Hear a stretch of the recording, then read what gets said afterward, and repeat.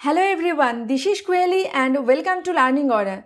Today we will do part 12 of our practice session for MTS exam. দেখো আমাদের MTS একদম সামনে, আর একদম যখন এক্সাম সামনে তখন আমাদের কিন্তু practice is very important. More you practice the better you become. So এইরকম পরিস্থিতিতে প্র্যাকটিস করার জন্য PYQ এর থেকে ভালো প্র্যাকটিস সেটার কিছুই হতে পারে না। তো আজকের সেশনে আমরা প্র্যাকটিস করব 18 জুলাই 2022 শিফট 1, 2 and 3-তে আসা সমস্ত sentence improvement and error correction. তোমরা ভিডিওটি শেষ পর্যন্ত দেখতে থাকো। আমি অ্যাডভাইস করব তোমরা ফার্স্টে নিজেরা ট্রাই করবে অ্যান্ড তারপর আমার এক্সপ্লেনেশনটি শুনবে, তাহলে তোমরা টেস্ট করতে পারবে নিজেদের যে তোমাদের প্রিপারেশন কীরকম চলছে। তো চলো শুরু করা যাক আজকের সেশন। দেখো কোয়েশ্চেন নাম্বার 1-এ কী আছে, Her 44th birthday had just passed unnoticed by all but herself। এখানে বাট এই যে ওয়ার্ডটা আছে এটা একটা প্রেপোজিশন, এটার মানে কি এখানে এক্সেপ্ট। তো কি বলছে, her 44 birthday had just passed, তার 44টা বার্থডে পেরিয়ে গেছে, unnoticed by all except herself, মানে সে ছাড়া আর সেটা কেউ লক্ষ্য করেনি বা খেয়াল করেনি।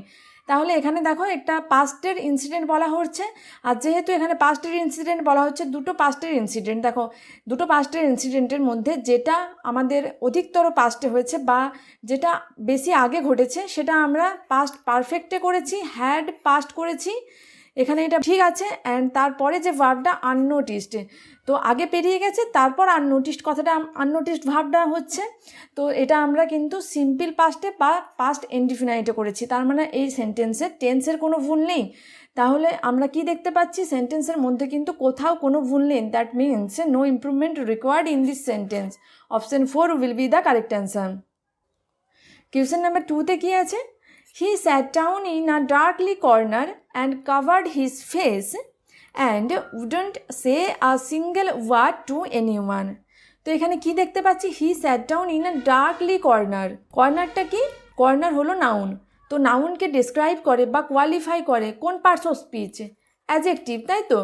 আর এখানে আমাদের কি আছে, ডার্কলি আছে। তো ডার্কলির LYটা আমরা ডিলিট করব, কারণ ডার্ক হচ্ছে অ্যাডজেক্টিভ ফর্ম। তো he sat down in a dark corner, তাহলে আমাদের এই পার্টে ভুল আছে, he sat down in a dark corner. Option 3 will be the correct answer. Question number 3-তে কী আছে, the goons fled after kill a boy in the street. আচ্ছা, দ্য গুনস মানে কি, বাংলায় আমরা যেটা বলি গুন্ডা, ইংলিশে সিনোনিম কি, রাফিয়ান। তো কি বলছে, দ্য গুনস ফ্লেড মানে পালিয়ে গেছে, after kill a boy in the street, no after kill নয়, after killing a boy in the street. তাহলে এখানে আমাদের কি বলতে হবে, অপশন 3। অপশন 3-তে একটা এরর আছে, আফটার কিল নয়, after killing a boy in the street. কারণ দেখো আফটারটা হলো প্রেপোজিশন, আর প্রেপোজিশনের পর আমরা কখনো V1 বা ভার্ব ইউজ করি না, প্রেপোজিশনের পর আমরা নাউন ইউজ করি। তো কিলের পর যখন আমরা ING দিয়ে দিচ্ছি, এটা কি হচ্ছে, verb plus ING, that means it becomes noun. তাহলে এখানে আমাদের বলতে হবে after killing a boy in the street. Next question কী আছে, next month she was going to the institute to study for a master's degree. দেখো next month বলা আছে, দ্যাট মিনস এটা ফিউচারের একটা ঘটনা বোঝাচ্ছে। তো যখন আমরা ফিউচারের কিছু বলতে চাইছি বা ফিউচারের কোনো ইনসিডেন্টকে বোঝাতে চাইছি, সেক্ষেত্রে আমরা কখনোই পাস্ট ইউজ করব না বা পাস্ট ভার্ব ইউজ করব না। তাহলে এখানে আমাদের ওয়াজের পরিবর্তে কি বলতে হবে, she is going to the institute to study for a master degree. দেখো এখানে আমরা কি বললাম, she is going to the institute, এটা কি প্রেজেন্ট কন্টিনিউয়াস টেন্স আমরা ইউজ করেছি।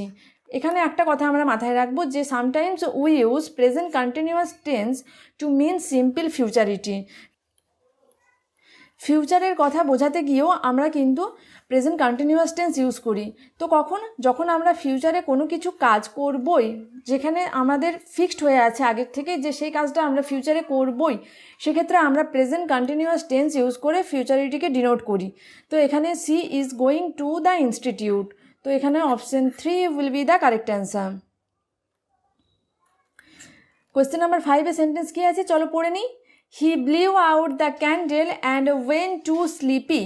He blew out the candle মানে কি, সে ক্যান্ডেলটা মানে মোমবাতি বা বাতিটা নিভিয়ে দিল, and went to sleepy এবং ঘুমাতে গেল। তো went to sleepy না বলে আমরা কি বলবো, went to sleep।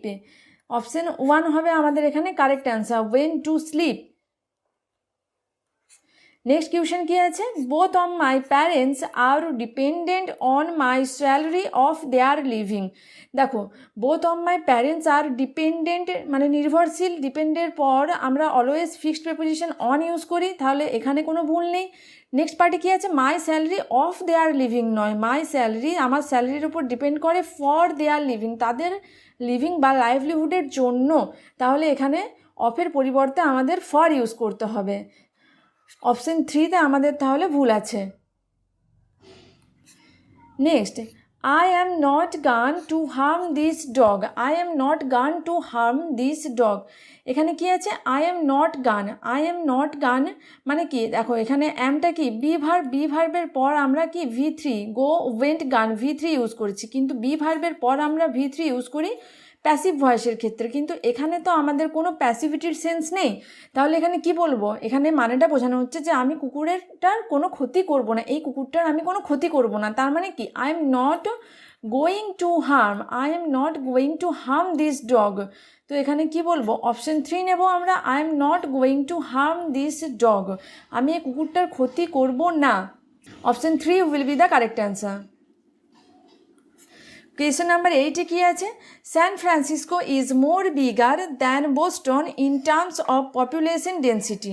দেখো স্যান ফ্রান্সিসকো আর বোস্টন এই দুটো জায়গার মধ্যে কিন্তু একটা কম্প্যারিজন এখানে বোঝানো হচ্ছে, আর যখন কম্প্যারিজন বোঝাই তখন আমরা কম্প্যারেটিভ ডিগ্রি ইউজ করি, কিন্তু আমরা কখনো ডবল কম্প্যারেটিভ ইউজ করব না, ডাবল কম্প্যারেটিভ একটা সেন্টেন্সে আমরা ইউজ করব না, ডাবল কম্পারেটিভটা রং ইউজ। এখানে কি আছে, মোরটা কি, মোরটা একটা কম্পারেটিভ ডিগ্রি, আর বিগার ইয়ার দিয়ে বিগটাকে ইয়ার দিয়ে আমরা বিগার করেছি, দ্যাট ইজ কম্পারেটিভ ডিগ্রি, তাহলে পাশাপাশি দুটো কম্পারেটিভ ওয়ার্ড আমরা ইউজ করব না, এখানে আমরা মোরটা ডিলিট করব, কি বলবো, স্যান Francisco is bigger than Boston in terms of population density, তাহলে এখানে আমাদের মোরটা ডিলিট করতে হবে, তার মানে কি এখানে অপশন 4-এ আমাদের ভুল ছিল। নাম্বার 9-এ কী আছে, we have the responsibility of finding our daughter. দেখো we have the responsibility of কি, অফ হলো প্রেপোজিশন, তো আমরা একটু আগে কি জেনে এলাম, প্রেপোজিশনের পর আমরা verb plus ING form that is noun use করি, এখানে দেখো ফাইন্ডের পর আইএনজি দিয়ে আমরা ফাইন্ডিং দ্যাট ইজ নাউন করেছি, তো we have the responsibility of finding our daughter, আমরা এখানে কি দেখতে পাচ্ছি, সেন্টেন্সের মধ্যে কোনো ভুল নেই, আমাদের রেসপন্সিবিলিটি নিতে হবে আমাদের ডটারকে খুঁজে বের করার জন্য, তাহলে no improvement required in this sentence, তো option 1 will be the correct answer. Question number 10-এ কি আছে, in the primitive oceans life begins nearly 3.5 billion year ago. তো এখানে আমরা কি পাচ্ছি, পাস্টের একটা ইনসিডেন্টকে বোঝানো হচ্ছে, এটা আমরা বুঝতে পারছি, তো যখন আমরা পাস্টের ইনসিডেন্ট বোঝাচ্ছি তখন সেই সেন্টেন্সে আমাদের ভার্বটাও তো পাস্টে করতে হবে, that is began, life begins এটা কিসে ছিল, প্রেজেন্টে ছিল, তো আমাদের ভার্ব কখনোই প্রেজেন্টে হবে না যখন আমরা পাস্টের ইনসিডেন্টকে মেনশন করছি, তো এখানে বলতে হবে in the primitive oceans life began nearly 3.5 billion years ago, তাহলে option 2 will be the correct answer. 11-এ কি আছে, আচ্ছা 11-এ সেন্টেন্স স্টার্ট হচ্ছে এখান থেকে, continuous heavy rainfall may further worse the flood situation. দেখো continuous heavy rainfall may further মানে কি আরও বা অ্যাডিশনাল, তো আরও খারাপ করছে, তো এখানে ওয়ার্সটা কি, ওয়ার্সটা অ্যাডজেক্টিভ ফর্ম, ব্যাড, ওয়ার্স, ওয়ার্স্ট, ব্যাডটা কি পজিটিভ ডিগ্রি, ওয়ার্স হচ্ছে কম্পারেটিভ ডিগ্রি, আর ওয়ার্স্ট হলো সুপারলেটিভ ডিগ্রি, তাহলে এখানে আমাদের কি চাই, ভার্ব ফর্ম চাই, তাহলে এখানে আমরা ওয়ার্স না বলে আমরা কি বলবো, further worsen the flood situation, মানে কি আরও খারাপ করেছে, ক্রমাগত বৃষ্টিপাত আরও খারাপ করেছে ফ্লাড সিচুয়েশন বা যে বন্যার পরিস্থিতি সেটাকে আরও খারাপ করেছে, তাহলে এখানে আমাদের ভার্ব ইউজ করতে হবে কি ওয়ার্সেন, তো এখানে আমরা কি বলবো, ফার্দার ওয়ার্স, এই পার্টে আমাদের ভুল আছে, তো option 4 will be the correct answer. 12-এ কি আছে, the young boy tried to jerk out of the way but she grabbed him and began rubbing the tip of his nose to get the stain off. দেখো এখানে আমরা দেখতে পাচ্ছি tried, তারপর grabbed, began, প্রত্যেক কটা ভার্ব যে use হয়েছে প্রত্যেকটাই কিন্তু এখানে পাস্টে বলা আছে, তার মানে কি টেন্সের দিক দিয়ে কোনো ভুল নেই সেন্টেন্সে। তারপর দেখো tried to jerk out of the way, এখানে প্রেপোজিশনের কোনো ভুল নেই। Rubbing the tip of his nose to get the stain off, তো এখানে আমরা কি দেখলাম সেন্টেন্সের মধ্যে কিন্তু কোথাও কোনো ভুল নেই, that means no error will be the correct answer.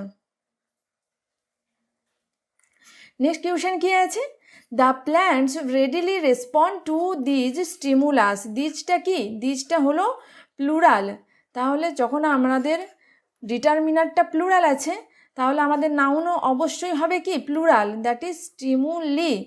স্টিমুলাসটা কি, স্টিমুলাসটা হলো সিঙ্গুলার ফর্ম, তো প্লুরাল ডিটারমিনারের পর অবশ্যই আমরা প্লুরাল নাউন ইউজ করব, that is stimuli. The plants readily respond to these stimuli, option 1 will be the correct answer.